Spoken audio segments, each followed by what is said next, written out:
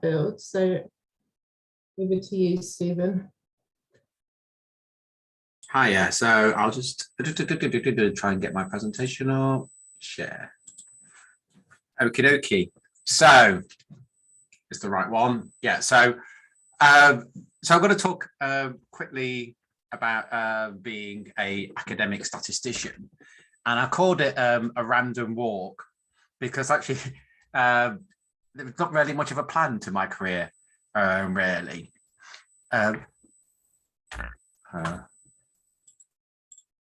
Looking back, I maybe was fated to be a statistician because, like, when I was at school, and I might be old-fashioned, but we used to have houses at my school, and my house was called Nightingale, and I've always had Florence Nightingale has always been a hero of mine, and mainly because she was the first female fellow of the Royal Statistical Society, and she did a lot of statistical work in her career.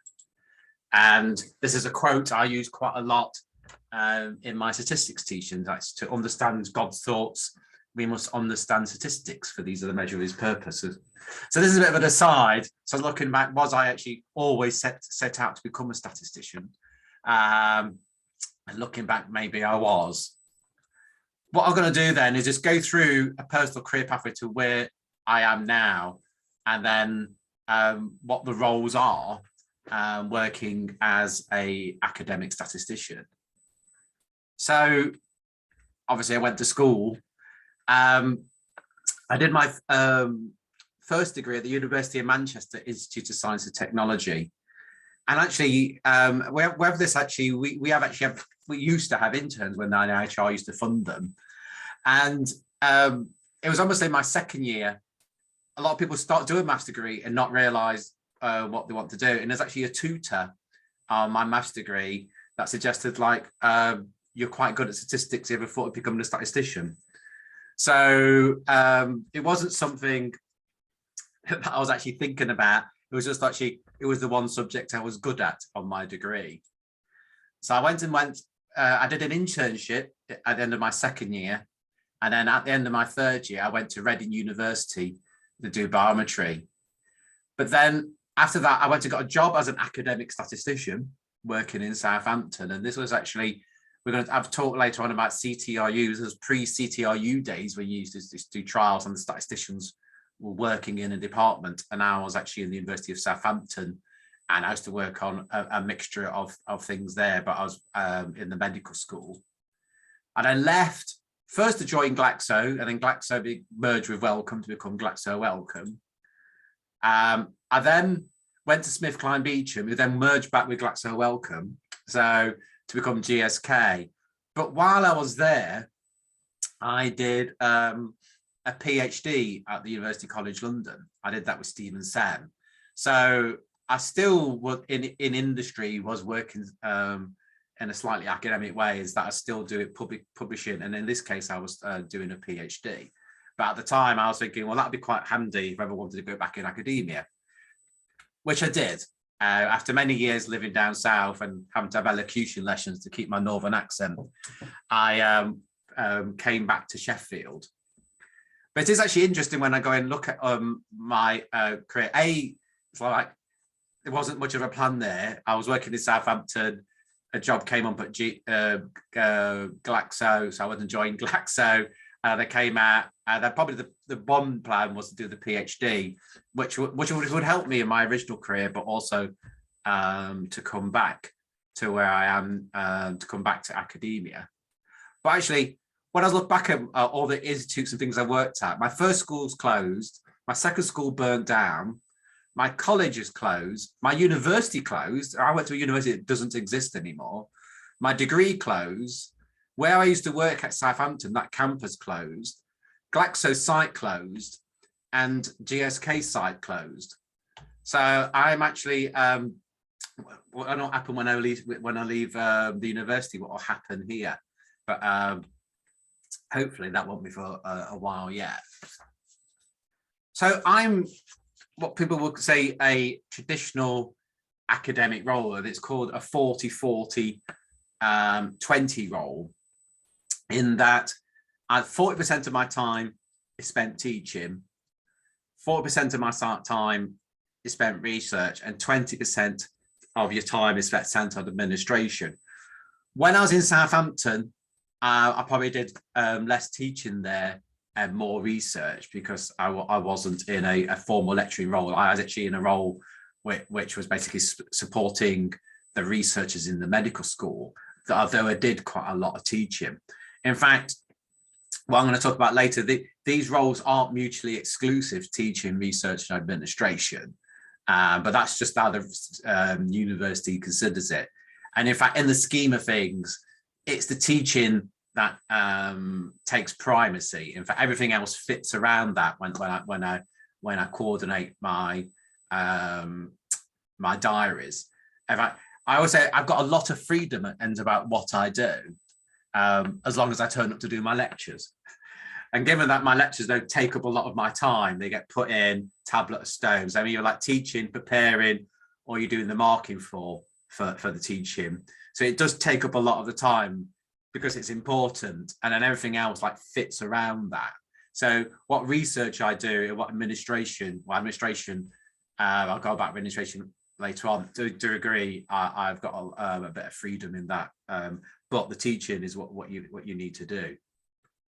At the moment, I'm more this 20, 40, 40, and that's because I'm a section director. So, and I think you'll find that with a lot of things. If anyone becomes a manager, the manager takes over a lot of the time. So my teaching went down and my administration went up. And that's because I'm a head of a section, and it's got 85 people within the section.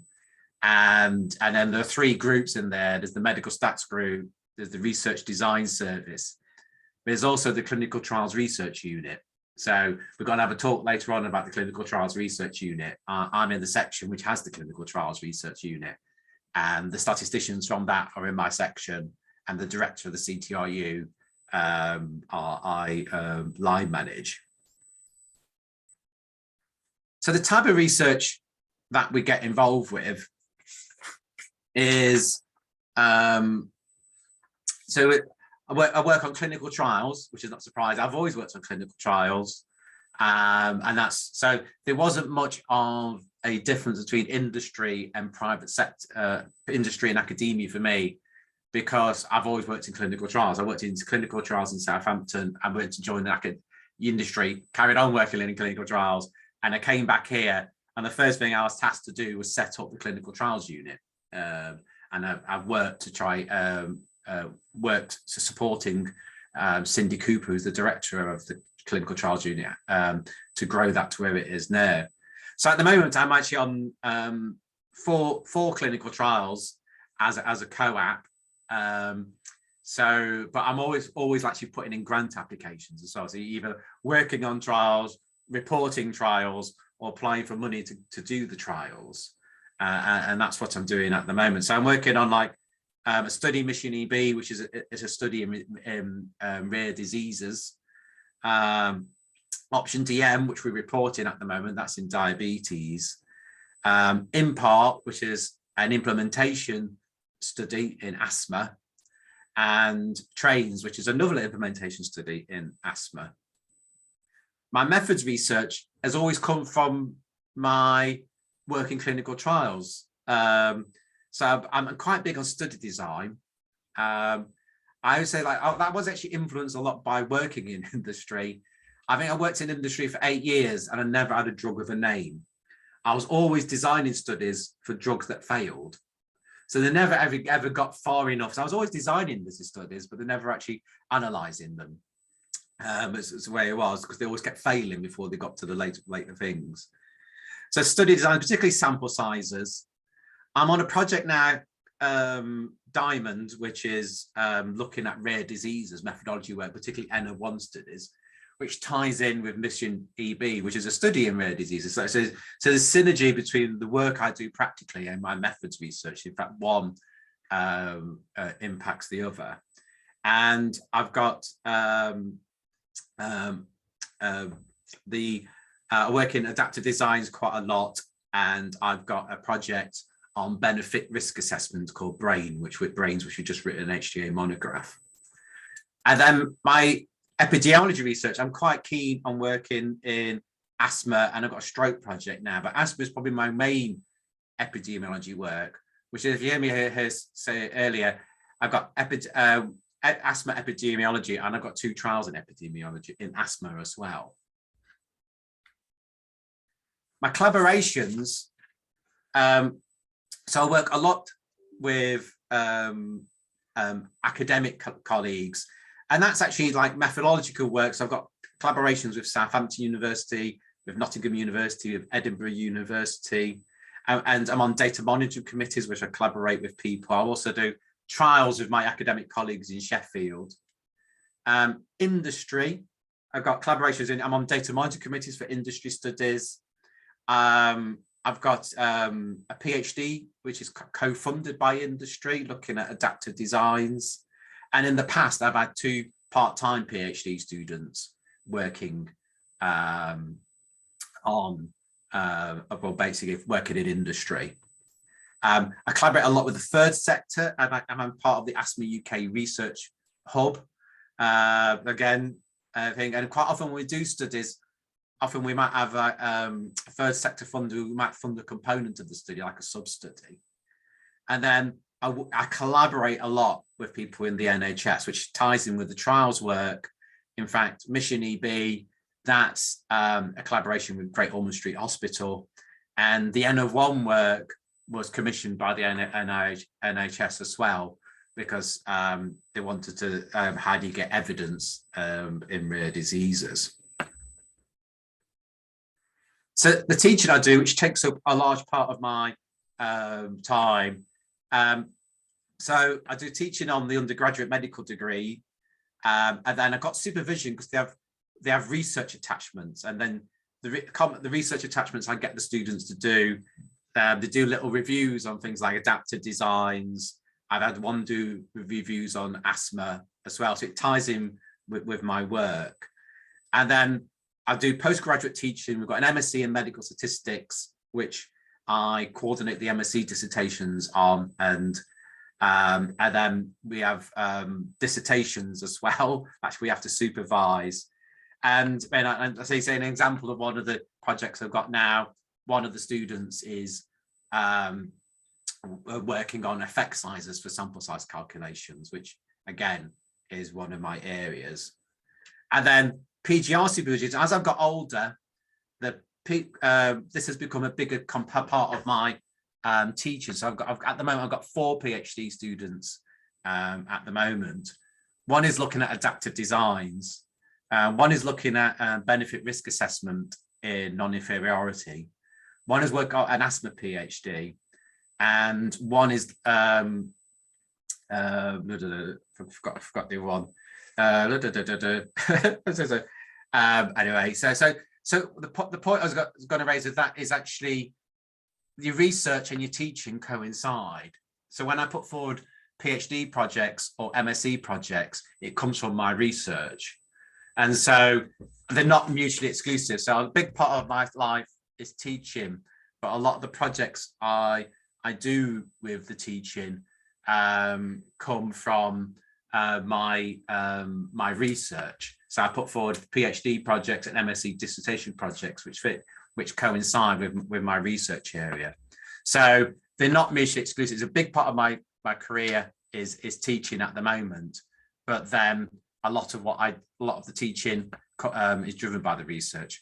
And I remember my final PhD student is doing sample sizes for adaptive designs.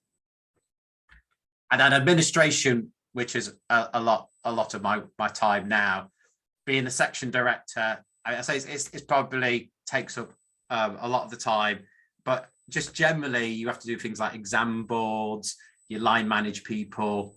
I'm sit on our NIHR funding panels. I do external things. I sit on external data monitoring committees.